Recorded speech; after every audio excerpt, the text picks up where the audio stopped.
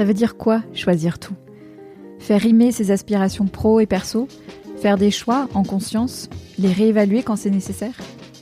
Approfondir sa connaissance de soi ? Agir là où on le veut et on le peut ? Être en lien avec les autres ? Bienvenue dans Les Équilibristes, le podcast qui vous aide à vivre l'équilibre des temps de vie qui vous convient, en faisant des choix et de la place à ce qui compte pour vous. J'invite à mon micro des femmes, des hommes, des experts. Ensemble, on parle de ces sujets millefeuilles, connaissance de soi, carrière, famille. À la fin de ces conversations, vous aurez réfléchi, ri, pris du recul et surtout, vous aurez envie de vous mettre en action pour construire la recette qui vous convient. Je m'appelle Sandra Fiodo et je suis la fondatrice de Conscious Cultures, une société de conseil et de coaching qui vise à promouvoir une meilleure intégration des domaines de vie pour que carrière et vie personnelle se construisent ensemble, en harmonie. Si vous aimez les équilibristes, pensez à vous inscrire à ma lettre, numéro d'équilibriste, que j'envoie 2 fois par mois pour partager réflexions, anecdotes et ressources sur les sujets que nous abordons dans le podcast. Le lien pour vous inscrire est dans les notes de cet épisode. Merci de votre écoute. Je me réjouis de faire avancer ces sujets avec vous. Mes chers équilibristes, les amis, cet épisode marque les 5 ans de ce podcast et de ce qu'il est devenu au fil des ans, en évoluant avec moi et avec vous. Comme tout organisme vivant, il bouge, il vit, et il ressemble pas complètement à ce qu'il était au départ, mais il a quand même un ADN resté très similaire tout de même. Déculpabiliser, secouer les perspectives, mettre en mouvement. Cet épisode, je l'ai voulu comme une prise de hauteur, en me demandant ce qui pourrait être utile pour vous, au-delà de l'exercice pour moi. Alors pour ce 5e anniversaire, j'ai eu envie de vous proposer 5 leçons, qui sont pas toutes des leçons d'ailleurs, mais 5 chapitres pour vous amener encore de la matière à réflexion. C'est parti pour 5 leçons en 5 ans d'équilibrisme. La première leçon, c'est plus un constat, quelque chose qui me saisit souvent quand je suis en train de travailler et parfois me gonfle littéralement le cœur. La fierté, l'honneur d'accompagner des personnes et des équipes merveilleuses qui me permettent d'avoir foi dans un monde du travail différent qui se dessine. J'ai souvent cette question, est-ce que ça bouge dans les entreprises ? Oui, doucement. Oui, dans certains endroits. Le monde du travail est violent, le monde du travail est dur, je le sais, je l'ai vécu, je l'entends et je le vis indirectement tous les jours. Mais en opposition à la dureté des rapports, je vois tous les jours des exemples de ce qui est possible quand c'est décidé, quand c'est voulu, quand c'est incarné. Ça n'a rien de bisounours, c'est pas des arcs-en-ciel tous les jours, ça n'omet pas la difficulté, mais ce sont des gens qui font le choix de mettre l'humain au cœur du projet et de leur façon de travailler. C'est dans de toutes petites équipes qui se créent, mais aussi dans des institutions, avec des héritages anciens qui se demandent quand même comment faire mieux, où sont les poches pour faire mieux pour les gens. Deuxième leçon, ouf, je me sens moins seule. C'est le commentaire qui arrive immanquablement quand j'anime des ateliers de groupe, que ce soit dans des grandes entreprises ou pour vous, mes chers équilibristes. Dernièrement, j'ai partagé dans une newsletter une expérience que j'ai vécue il y a quelques semaines. Une expérience physique, puisqu'il s'agissait d'un stage de danse, dans lequel nous nous sommes retrouvés à plus de 80 participants du monde entier, de tous âges, toutes conditions physiques, juste là pour partager notre plaisir de danser. Dans toutes nos différences, ce sont nos similarités qui m'ont sauté aux yeux. Nos hanches finissent par bloquer au même endroit. Nos genoux ont des limitations semblables. Nos profs de danse nous invitaient à explorer comment aller au-delà des limitations, dans une forme de curiosité et de joie formidable. Ces limitations qu'ils évoquaient, nous n'avions pas besoin qu'ils nous les expliquent, nous les avions tous. C'est la même chose dans les sujets que je traite. Personne ne sait faire 2 choses à la fois. Beaucoup, pour ne pas dire tout le monde, aimeraient que les journées durent 25 heures, pour pouvoir juste caser cette chose en plus que nous sommes si frustrés de ne pas pouvoir faire aujourd'hui. Ouf, je suis pas seule. L'universalité de nos questionnements. Très en lien avec tout ça, la 3e leçon qui me saute aux yeux, c'est comme la prise en main du sujet a évolué. Il y a 5 ans, c'était inaudible, l'équilibre des temps de vie. Aujourd'hui, c'est une évidence. Mon travail de ces derniers mois va dans le sens de rendre le sujet le plus collectif possible. J'interviens au sein d'équipes ou au sein de groupes parce que ça n'a pas de sens, à mon avis, de faire autrement. Bien sûr que chacun et chacune est responsable de la définition de ce à quoi ressemble l'équilibre pour lui ou elle à un instant donné, à quoi ressemble le fait de pouvoir construire une carrière ou travailler tout en honorant ses rôles et responsabilités en dehors du travail.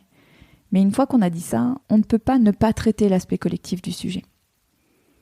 Parce que je le vois tous les jours, l'équilibre des temps de vie, dont vous savez que j'aime pas cette expression, même si elle est bien pratique pour poser le sujet, cet équilibre des temps de vie n'est souvent qu'un point de départ pour parler de plein d'autres choses. Une excuse pour s'intéresser à la question Comment vas-tu vraiment ? Un point d'entrée pour aborder la manière dont on communique, que ce soit dans le fond ou la forme. Un point de départ pour parler d'égalité professionnelle. J'en suis convaincue, l'équilibre des temps de vie est fondamentalement un sujet d'inclusivité. Et le point de départ pour répondre à un besoin humain fondamental, le fait d'être en lien. C'est pourquoi il est tellement important de s'intéresser à la culture, à ce qui est autorisé, explicitement ou implicitement, à ce que les dirigeants, dirigeantes et managers incarnent au-delà de ce qu'ils prônent. Ce ne sont pas des sujets simples, et je constate que les personnes qui s'en emparent de la manière la plus efficace, au sens d'utile pour les individus et le collectif, sont aussi les personnes qui osent admettre leurs ambivalences, le fait que parfois ils pratiquent du « faites ce que je dis, faites pas ce que je fais ». Nous ne sommes qu'humains. C'est chouette, non ? Je travaille avec beaucoup de clients dont les environnements sont extrêmement contraints. Manque de temps, manque de personnel, sentiment d'urgence permanent. Trouver des poches de capacité d'action là où on croit qu'il n'y en a pas, voilà un travail passionnant au service de l'humain. Conscious Cultures, c'est le nom de mon entreprise et c'est bien ce que j'essaie d'insuffler avec vous. De la conscience dans les manières de faire dans vos organisations. Quatrième leçon, c'est plus une envie qu'une leçon. L'envie de vous apporter encore autre chose en 2024, de vous accompagner encore autrement et de nourrir cette idée de lien. Je vous concocte des choses pour vous aider à mettre en œuvre tout ce dont on parle dans le podcast.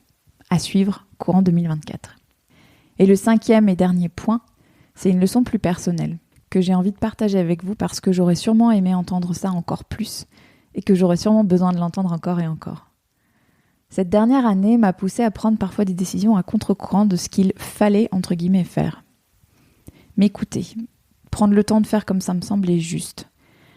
Avancer vers ma singularité, traverser l'inconfort qui venait avec le fait de prendre des chemins pas évidents. C'est tout ça qui m'a permis d'avancer. À mon rythme. En étant fière du chemin, plutôt qu'animée par la sensation de « ce n'est pas assez ». Une décision que j'ai prise, par exemple, a été de très largement décélérer ma présence sur les réseaux sociaux, en particulier Instagram, en sachant que je prenais aussi un risque. Le risque de moins de visibilité, le risque de moins d'échanges. Mais j'aimais pas l'effet qu'avait ma présence et la musique lancinante du « mais qui a répondu ? Est-ce que ça a plu ?» J'aimais pas les comportements que ça créait chez moi. Et j'aimais pas que ça prenne autant de place dans les questions que je me posais. Si je reviens plus régulièrement sur les réseaux, ce sera parce que j'ai trouvé une manière de le faire qui soit écologique pour moi, qui me donne pas la sensation d'être une machine à créer du contenu dont le monde sature déjà.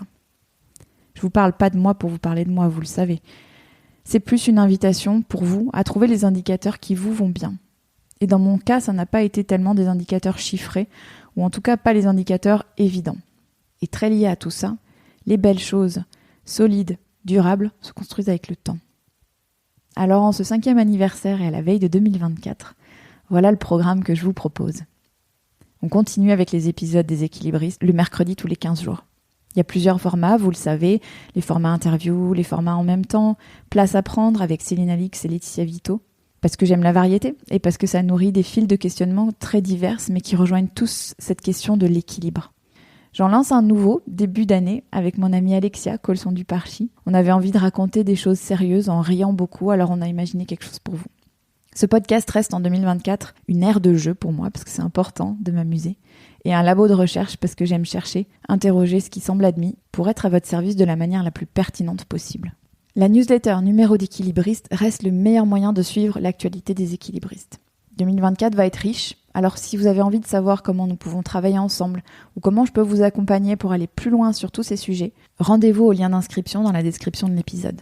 La lettre est envoyée tous les 15 jours le mercredi. C'était un peu plus flottant ces derniers temps, mais je reprends la programmation habituelle dès maintenant. J'ai déjà 2 opportunités à vous annoncer pour 2024. La première chose, c'est la 2e session de mon programme de groupe en même temps, en hommage à ce que nous construisons en même temps, nos carrières, nos vies, etc.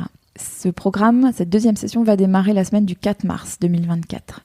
Il y aura 7 participants maximum, femmes et hommes, pour garder un niveau de personnalisation important. C'est ce qui me tient à cœur, c'est ce qui marche bien avec ce groupe et c'est ce que je vais continuer. Je vous en dirai plus dans la lettre de début janvier et j'ouvrirai les inscriptions à ce moment-là. Si vous êtes intéressé, vous pouvez déjà m'écrire à sandra@conscious-culture-au-pluriel.com. La 3e édition de Me First aura lieu du 26 au 28 avril. Et d'ailleurs, elle s'appellera pas Me First, mais We First. L'accent sur le collectif était trop important pour nous. Nous, c'est Alexia Colson du Parchi, Mariana Zaib-Simon et moi. Cette année, nous avons imaginé ce temps ensemble sur une plus longue durée et sous la forme d'une résidence, pour que vous puissiez vous concentrer sur un projet qui vous tient à cœur. Pareil, je vous en dis plus très bientôt, mais vous pouvez déjà bloquer la date et m'écrire si vous êtes intéressé. Le week-end aura lieu dans un très beau gîte dans la campagne cognacaise et on a vraiment hâte de vous y accueillir. Je vous prépare plein d'autres propositions dont je vous parlerai dans les lettres, numéro d'équilibriste et au fur et à mesure que ces propositions se précisent. Enfin, j'ai quelque chose à vous demander. Que vous soyez auditeur de la première heure ou tout nouvellement arrivé par ici, si vous aimez ce que vous entendez, si ce travail vous est utile, si vous aide, ça me toucherait beaucoup que vous puissiez l'exprimer, soit à travers un mail, soit en partageant un épisode qui vous a plu sur vos réseaux ou auprès de vos amis, comme vous le voulez, soit en l'exprimant à travers une note 5 étoiles et un commentaire sur Apple Podcast ou votre plateforme d'écoute préférée. Je sais comme votre temps et votre attention sont précieux, et je suis très reconnaissante que vous choisissiez d'écouter les équilibristes, que ce podcast vous accompagne. Si ça fait 5 ans que ça dure, c'est grâce à vous. C'est grâce à vos retours, grâce à nos échanges et à vos envies que vous me transmettez. Alors du fond du cœur, merci d'être là. Je me réjouis de faire avancer tous ces sujets avec vous. À bientôt, mes chers équilibristes.